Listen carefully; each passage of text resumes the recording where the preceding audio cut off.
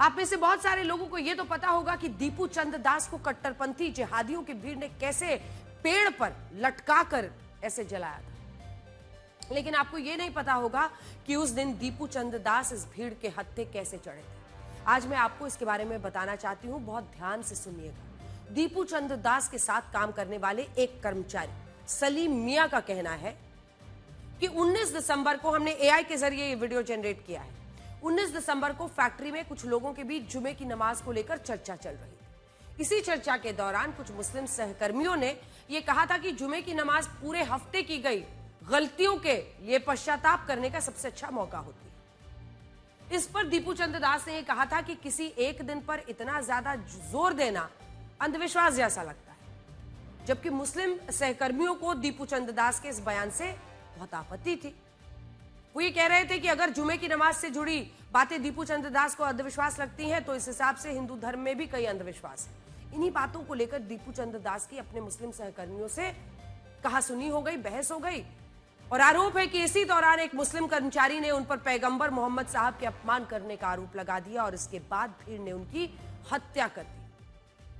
बीते दिन हमने आपको वीडियो दिखाया था ना, कैसे वहां धीरे धीरे हजारों की भीड़ जुटती चली गई और वो उनको लेकर वहां से आगे गए और उसके बाद निशंस मतलब जिस तरीके से उनकी हत्या की गई है, ये देखिए वीडियो। कैसे एक छोटी सी कहासुनी की बात बढ़ते बढ़ते ऐसी हो गई, भीड़ देखिए उनको मारते पीटते हुए घसीटते हुए फैक्ट्री से बाहर ले जा रही है, जहां लगता है खून के प्यासे ये लोग मन बना चुके थे कि आज जान लेनी है। इसी बांग्लादेश में 1 करोड़ 30 लाख अल्पसंख्यक हिंदू रहते हैं ना, जिस घटना के बाद दीपू चंद दास को इंसाफ दिलाने के लिए एकजुट हो सकते थे।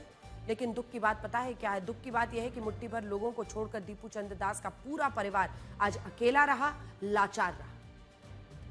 बांग्लादेश के मैमनसिंह जिले में दीपू चंद्र दास के परिवार ने इंसाफ के लिए सड़कों पर उतरकर विरोध प्रदर्शन किया, लेकिन आपको जानकर हैरानी होगी कि इस विरोध प्रदर्शन में मुश्किल से कुछ 100 लोग आए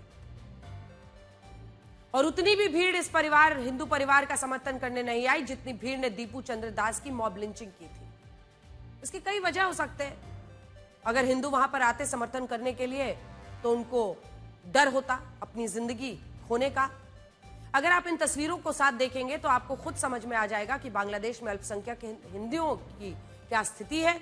अल्पसंख्यक हिंदुओं को मारने के लिए हजारों लोगों की भीड़, लेकिन इन्हीं अल्पसंख्यक हिंदुओं को बचाने, उन्हें इंसाफ दिलाने के लिए चंद लोग भी इकट्ठा नहीं होते। देखिए ये तस्वीरें आपने, बांग्लादेश में हिंदू लाइव्स मैटर, वही हैशटैग जो हम लगातार आपको दिखा रहे हैं, हैशटैग हिंदू लाइव्स मैटर का वजूद इन तस्वीरों से बेहतर कोई नहीं समझा सकता। सबसे बड़ी बात यह है कि आज अगर बांग्लादेश की जगह कोई और देश होता तो वहां इसी घटना पर ज्यादातर लोग और नेता अफसोस जताते, इसकी निंदा तो करते, दीपू चंद दास के लिए इंसाफ मांगते, लेकिन बांग्लादेश में उल्टा हो रहा है। बांग्लादेश में बहुत सारे लोग सोशल मीडिया पर इसका जश्न मना रहे हैं और इनमें बड़े बड़े मुस्लिम धर्मगुरु और नेता शामिल हैं। ऐसे ही एक नेता का नाम है जुबैर अहमद तशरीफ, और ये जुबैर अहमद तशरीफ जो फरवरी में होने वाले संसदीय चुनाव में हिस्सा लेने वाला है, लेकिन दीपू चंद दास की हत्या पर यह व्यक्ति कहता है कि मॉब लिंचिंग करने वालों ने बांग्लादेश के लोगों को खुशियों से भर दिया है। देखिए, सोचिए जिस देश के लोग खुल्लम खुल्ला दीपू चंद दास की हत्या की खुशियां मना रहे हैं, वो देश आखिर उन्हें इंसाफ कैसे दिलाएगा? दुनिया के ज्यादातर देशों में अल्पसंख्यक वर्ग विशेष रूप से एकजुट रहता है। ऐसी घटनाओं पर वहां लाखों लोग सड़कों पर उतर जाते हैं, लेकिन बांग्लादेश में अब तक ऐसा नहीं हुआ है। बांग्लादेश में कुछ हिंदू संगठनों ने विरोध प्रदर्शन किए हैं, लेकिन बांग्लादेश के 99% अल्पसंख्यक हिंदू अब भी दीपू चंद्र दास के लिए सड़कों पर नहीं उतरे हैं। इसका कारण एक ये भी है कि अल्पसंख्यक हिंदुओं को अपनी जान का खतरा है। उन्हें लगता है कि अगर अगला निशाना वो हुए तो उन्हें भी कोई बचाने नहीं आएगा। लेकिन यहां हमारा सवाल यह है कि अगर बांग्लादेश के अल्पसंख्यक हिंदू खुद एकजुट नहीं होंगे तो ये घटनाएं वहां कभी नहीं रुकेंगी। आज जिस तरह बांग्लादेश में 23% हिंदू घटकर 8% रह गए हैं, ठीक उसी तरह भविष्य में यही हिंदू धीरे धीरे खत्म न हो जाए। इस स्थिति पर हमें उत्तर प्रदेश के मुख्यमंत्री योगी आदित्यनाथ का वो बयान याद आ रहा है जो उन्होंने पिछले साल 26 अगस्त को दिया था। उस वक्त भी तख्ता पलट के बाद बांग्लादेश में हिंदुओं के खिलाफ हिंसक घटनाएं हो रही थी। मुख्यमंत्री योगी आदित्यनाथ ने इन घटनाओं को बटेंगे तो कटेंगे के नारे से जोड़ा था और ये कहा था कि अगर हिंदू एकजुट नहीं हुए तो उन्हें इसी तरह से निशाना बनाया जाएगा। आज भी यही हो रहा। राष्ट्र से बढ़कर के कुछ नहीं हो सकता, कुछ नहीं हो सकता। और राष्ट्र तब सशक्त होगा जब हम एक रहेंगे, नेक रहेंगे, तभी नेक रहेंगे। बटेंगे तो कटेंगे। आप देख रहे हैं ना, बांग्लादेश में देख रहे हो ना, तो वो गलतियां यहां नहीं होनी चाहिए। बटेंगे तो कटेंगे, एक रहेंगे तो नेक रहेंगे, सुरक्षित रहेंगे और समृद्धि की पराकाष्ठा को पहुंचेंगे। हमें विकसित भारत की संकल्पना को साकार करने के लिए कार्य करना है। आज बांग्लादेश में जो हिंदू रहते हैं वो 1947 से पहले भारत के ही हिंदू थे, लेकिन बंटवारे की त्रासदी ने इन हिंदुओं को बांग्लादेश में अल्पसंख्यक बना दिया और आज स्थिति ये हो चुकी है कि बांग्लादेश में हिंदुओं की जान की कीमत समझने वाला आज कोई नहीं है। हालांकि आज इस अंधेरे में एक उम्मीद की किरण भी देखी गई और भारत के अलग अलग शहरों में बांग्लादेश के हिंदुओं के समर्थन में कई विरोध प्रदर्शन हुए हैं। दिल्ली हो, कोलकाता हो, सिलीगुड़ी, हर जगह से। दिल्ली की ये तस्वीरें बांग्लादेश के उच्चायोग से आई हैं, जहां हजारों लोगों ने हिंदुओं की सुरक्षा, मानवाधिकारों को लेकर प्रदर्शन किया। ऐसे ही कोलकाता से तस्वीर आई। इसी मुद्दे पर सैकड़ों प्रदर्शनकारियों का पुलिस से टकराव हुआ। इस दौरान पुलिस ने लाठीचार्ज भी किया। देखिए, आज जब भारत के अलग अलग शहरों में बांग्लादेश के अल्पसंख्यक हिंदुओं के लिए विरोध प्रदर्शन हो रहे हैं, तब हम आपको एक ऐसे सच से भी रूबरू कराना चाहते हैं जो काफी घिनौना है, कड़वा है। क्या आप कल्पना करेंगे कि आज दीपू चंद्र दास की हत्या पर जो लोग सोशल मीडिया पर जश्न मना रहे हैं, उनमें बहुत सारे लोगों का अकाउंट्स भारत में है। मैं आपको बड़ी स्क्रीन पर दिखाना चाहती हूं।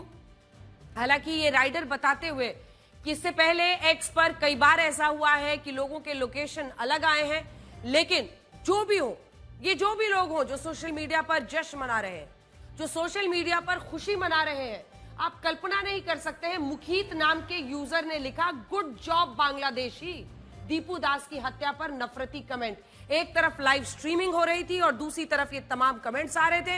ये वीडियो हमारे देश के एक सोशल मीडिया इन्फ्लुएंसर ने बनाया था, जिसमें दीपू चंद्र दास की मॉब लिंचिंग को भयानक बताया गया था। लेकिन जब हमने इसके कमेंट बॉक्स को चेक किया तो इसमें मुकीत नाम के एक यूजर ने लिखा, गुड जॉब बांग्लादेशी। जब हमने इस यूजर की लोकेशन को चेक किया तो पता चला कि अकाउंट भारत का ही दिखा रहा है। यहां पे देखिए, जूम इन करके, अकाउंट बेस्ड इन इंडिया। हालांकि एक बार फिर आपको ये राइडर दे दे कि इससे पहले भी कई बार ऐसा हुआ है जब लोगों के अलग अलग जगहों पर जो लोकेशन है वो अलग दिखा हो। लेकिन ये जो भी शख्स हो जिसका नाम मुखीत है, इसके अंदर इंसानियत तो नहीं हो सकती। इसके बाद हमने उस अकाउंट को चेक किया जिससे इंस्टाग्राम पर दीपू चंद्र दास की मॉब लिंचिंग की लाइव स्ट्रीमिंग हुई। आप सोचिए, एक शख्स को जिंदा जलाकर पीट कर मारा गया, फिर जलाया गया पेड़ से लटकाकर, और इसकी लाइव स्ट्रीमिंग इंस्टाग्राम पर की गई।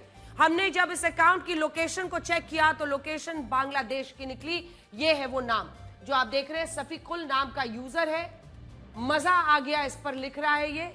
और ये जो लाइव स्ट्रीमिंग हुई है, ये हफीज नूर हुसैन, जूम इन कीजिए, ये वाला नाम, ये जो आप देख रहे हैं, हफीज नूर हुसैन, इसी नाम से।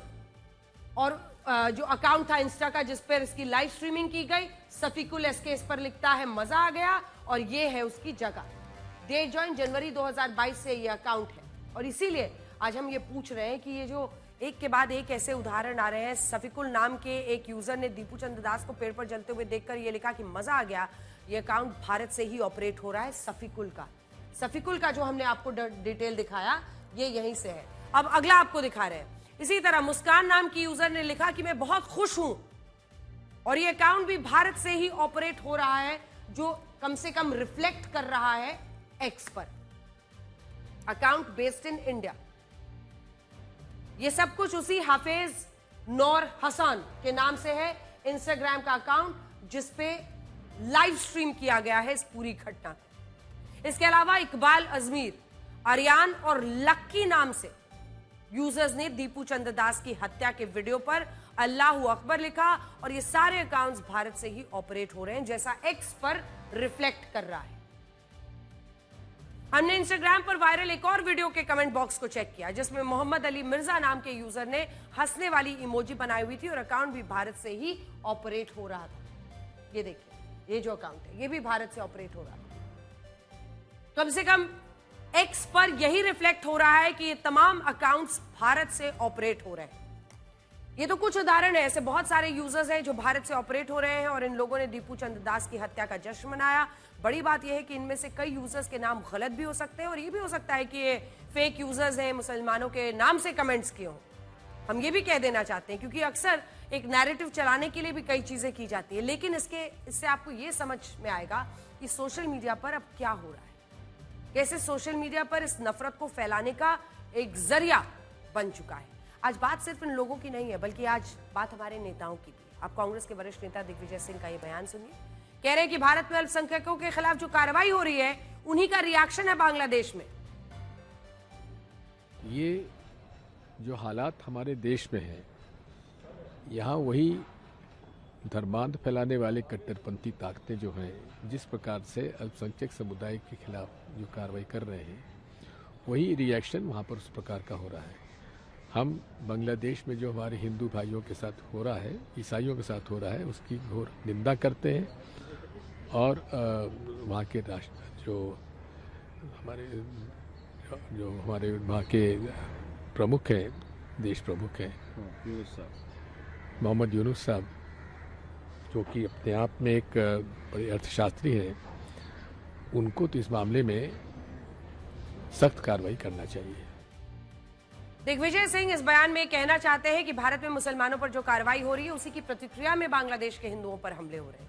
ये तो वहां के भी मुसलमान नहीं कहेंगे क्योंकि वो तो इस बात से नाराज थे कि एक कमेंट हुआ था, धर्म के आधार पर हुआ था और वहां बहस छिड़ी थी। ये बयान शुद्ध रूप से ऐसी राजनीति का हिस्सा है जिसका मकसद मुस्लिम तुष्टीकरण के सिवा कुछ और हो ही नहीं सकता। भारत में बार बार मुसलमानों को निशाना बनाने के आरोप लगाए जाते हैं, जबकि सच ये है कि भारत में सामाजिक और आर्थिक रूप से मुसलमानों की जितनी तरक्की हुई है उतनी तरक्की बांग्लादेश और पाकिस्तान के बहुसंख्यक मुसलमानों की भी नहीं हुई है। क्या आप कल्पना कर सकते हैं कि बांग्लादेश जैसे देश में कोई राष्ट्रपति हिंदू धर्म का हो, लेकिन हमारे देश में न सिर्फ मंत्री बल्कि राष्ट्रपति तक के पद पर, और आज की बात नहीं है, मतलब अगर आप एपीजे अब्दुल कलाम को देखें तो उससे पहले से अनेकों ऐसे उदाहरण हैं। सर्वोच्च पद राज्य की भी राजनीति में और देश की राजनीति में सर्वोच्च पदों पर अल्पसंख्यक मुसलमानों को जगह मिली।